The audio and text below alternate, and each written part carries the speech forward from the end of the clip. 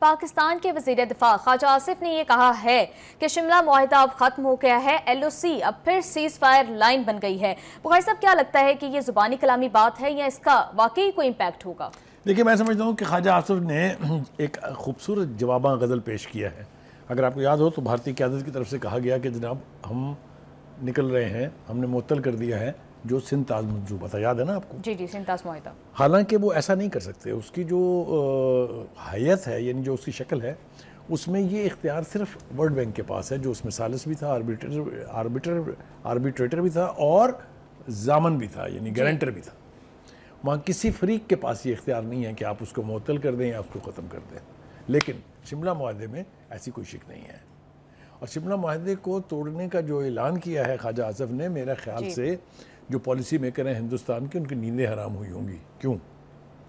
جیسا آپ نے کہا تو مختصر بات ہے نا کہ یہ اب اس سے کنٹرول لائن نہیں رہی، سیز فائر لائن بن گئی ہے، which is a very dangerous thing to سے۔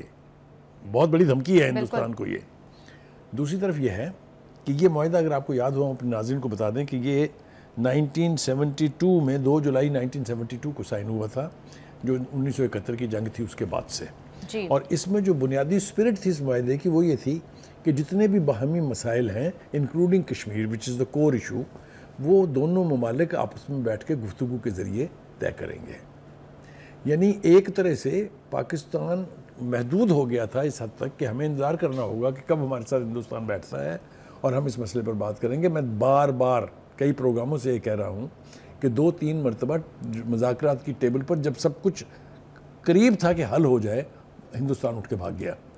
ٹھیک ہے جی، میں نے کھٹمنڈو کا ذکر بھی کیا کہ آگے آگے واجپئی صاحب باقاعدہ بھاگ رہے تھے اور پیچھے پیچھے جنرل مشرف بھاگ رہے تھے ان کے۔ تو کہنے کا مطلب یہ ہے کہ یہ معاہدہ جو ہے شملہ ایگریمنٹ، اس کو توڑنے کا ہمارے پاس حق ہے۔ کیا ہوگا اس کے بعد جب ہم کہتے ہیں کہ ہم نے یہ توڑ دیا؟ ہر چند کہ اس کی پاکستان کے فارن آفس نے ڈینائی کیا ہے اس کو کہ ابھی فارملی ایسا نہیں ہوا ہے، لیکن اگر ہم شملہ معاہدے کو ختم کر دیتے ہیں تو کشمیر جو ہے یہ پھر باہمی مسئلہ نہیں رہے گا۔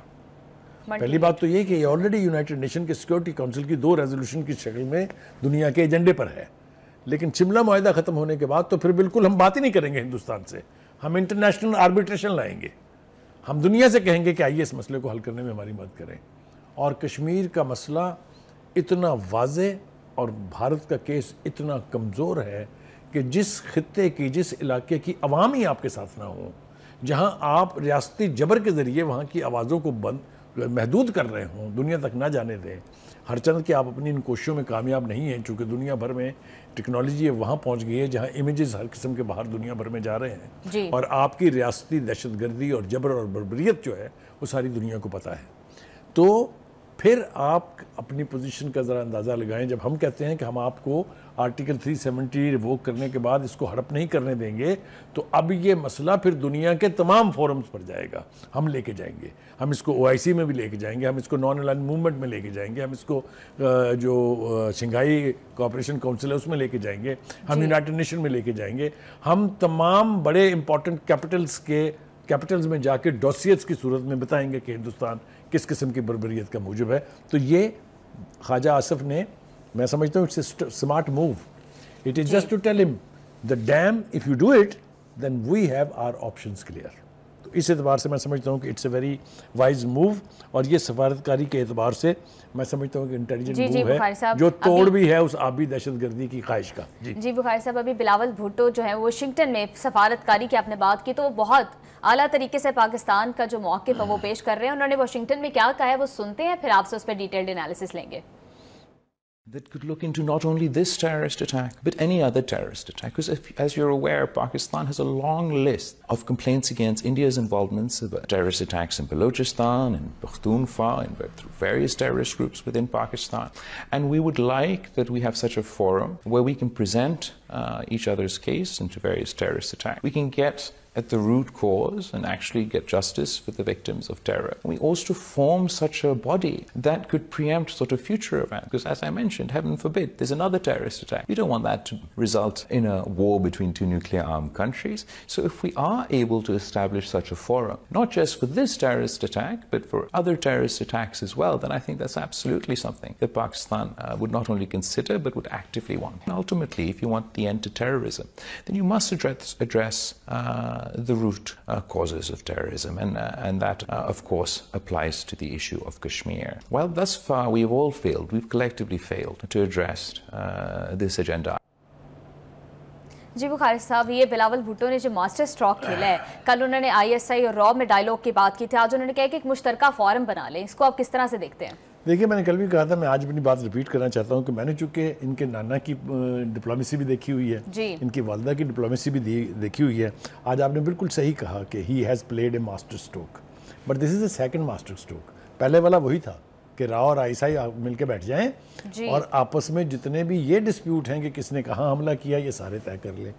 और आज तो उन्होंने कमाल कर दी है, ये तो मतलब है दाद दिए बगैर मैं रह नहीं सकता उनकी, जब उन्होंने कहा कि एक ऐसा फोरम बना लेते हैं जहाँ पर एक दूसरे के जितने भी ग्रीवांसेस हैं उनको बैठ के एड्रेस किया जाए, पहलगाम जैसे वाक़यात जो हैं उनकी तहकीक की जाए, मगर साथ ही साथ भारत बलूचिस्तान में क्या कर रहा है उसके ऊपर भी फिर इसी तरह का प्रोब जो है वो होना चाहिए। आई थिंक लाजवाब कर दिया है उसने, इसका कोई जवाब नहीं है। आप ये नहीं कह सकते कि मैं इसका हिस्सा नहीं बनूंगा, क्योंकि अगर आप ये कहेंगे तो आपको बहुत बड़ी एम्बैरेसमेंट का सामना करना पड़ेगा इंटरनेशनली। लेकिन बुखारी साहब, पहले भी डायलॉग होते रहे हैं लेकिन उसका कोई खातिर का नतीजा नहीं निकला, इस दफ़ा क्या मतलूबा नताइज हासिल हो सकेंगे? देखिए, जैसा मैंने कहा कि अगर हम शिमला मुआहदे से निकल जाते हैं, अगर भारत हमारी ये दोनों तजावीज़ जो है उसको तस्लीम नहीं करता है, तो हमारे पास कोई चारा नहीं है सिवाय इसके कि हम दुनिया के दरवाजे खटखटाएं जाके, जितने फोरम्स अवेलेबल हैं और जितने अहम कंट्रीज़ हैं जो कोई अहम रोल अदा कर सकते हैं। हमारे पास चाइना है, हमारे पास रशिया है, हमारे पास मुस्लिम ममालिक हैं सारे, जहां हमारी बात सुनी गई है, जहां हमारे मौक़िफ़ को पजीराई मिली है। बुखारी साहब, आप बिल्कुल ठीक कह रहे हैं। यहीं पर ही एक बात करना बड़ा इंपॉर्टेंट है कि पाकिस्तान की तो सफारती सतह पर बहुत बड़ी फतह है और भारत की शिकस्त है कि भारत ये नैरेटिव क्रिएट कर रहा था कि पाकिस्तान जो है वो दहशतगर्दी को सपोर्ट करता है, लेकिन अब पाकिस्तान को जो है सलामती कौंसिल में 2 बड़े अहम जो है वो ओहदे मिले हैं, भारत के लिए तो बहुत बड़ा धचका है। देखिए, भारत जो है एक कैंपेन चला रहा था पाकिस्तान के ख़िलाफ़ कि इनको कैसे आप बिठा सकते हैं यूनाइटेड नेशंस की और उसके अदारों के यानी अहम सीटों के ऊपर, क्योंकि ये तो जी बड़ा दहशतगर्दी कर रहा है जी। ये तो देखें, इन्होंने हमारे मुल्क में ये किया, पहलगाम में ये किया, वो सब कुछ उनके मुंह के ऊपर वापस फेंक के मारा है इंटरनेशनल कम्युनिटी ने, क्योंकि वो दोनों ही जो हैं उसकी तफसील ज़रा अगर आप मुझे इजाज़त देंगी तो मैं आपको बताऊंगा कि एक जो है सिक्योरिटी काउंसिल की इंसदाद दहशतगर्दी की कमेटी है, उसका पाकिस्तान नायब चेयरमैन बन गया है। इम्पॉर्टेंट बात है कि हम पर दहशतगर्दी के इल्ज़ाम लगाने वालों को जिम्मेदार ठहरा दिया उन्होंने कि आप देख लीजिए। और दूसरा जो है, तालिबान पर आयद पाबंदियों के नफाज की निगरानी की कमेटी का चेयरमैन बना दिया गया है। कितने वाइटल मूव्स हैं दोनों, कितने वाइटल इश्यूज़ हैं दोनों, अफगानिस्तान के हवाले से और तालिबान के हवाले से। आपको पता दुनिया की जो रिजर्वेशंस हैं, तो ये मैं समझता हूँ पाकिस्तान की एक बहुत बड़ी यानी अचीवमेंट है, पाकिस्तान की डिप्लोमेसी की फतेह है। और पाकिस्तान यूनाइटेड नेशन में हमेशा चूँकि बहुत एक्टिव रहा है, लिहाजा हमारी तारीख़ कह लीजिए आप, चाहे वो पीस कीपर के तौर पर है, चाहे वो डिप्लोमेसी के एतबार से है, चाहे इंटरनेशनल इशूज़ में हमारी शिरकत के हवाले से है, we have a excellent track record as far as United Nations is concern. कि सवाल पूछा गया अपने बिलावल साहब से कि ये जंग जीता कौन है, तो ज़रा देखें क्या खूबसूरत जवाब है। मुझे तो वाकई रश्क आ रहा है उनके ऊपर। उन्होंने कहा कि भारतीय क़यादत, भारतीय हुकूमत और मीडिया ने जो झूठ बोले और दुनिया ने वो झूठ पकड़े, इसके बाद मैं इसका सवाल का जवाब क्या दूं? इस सब कुछ के अंदर ये सवाल का जवाब छुपा हुआ है। बिल्कुल बुखारी साहब, आज वज़ीर आज़म ने भी कहा है कि भारत की आबी जारियत का जो है वो हम जवाब देंगे। प्रोग्राम में यहाँ वक्त हुआ है एक ब्रेक का, ब्रेक से वापस आकर हम बात करेंगे मोदी पर जो भारत के अंदर तनकीद हो रही है उस पर बात होगी। हमारे साथ रहिएगा।